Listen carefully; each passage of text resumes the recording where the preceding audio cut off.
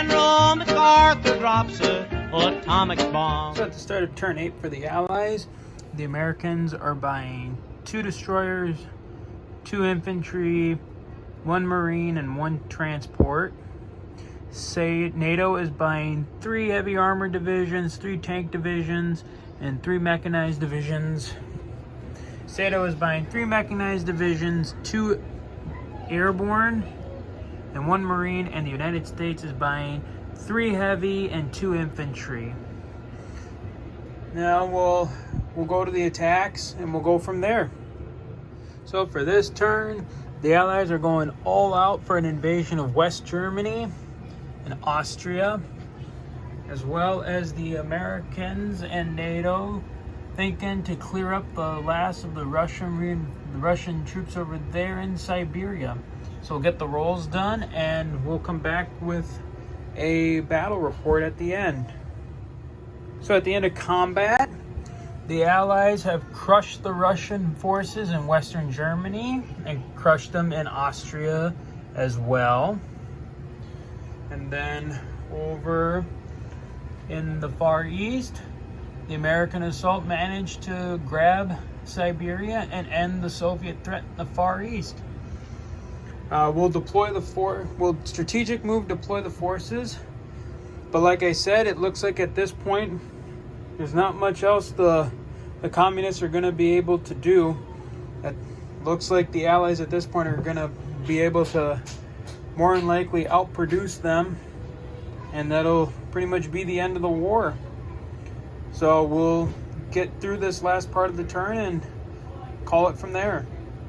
Alright, so this is the state of the board at the end of turn 8 for the Allies.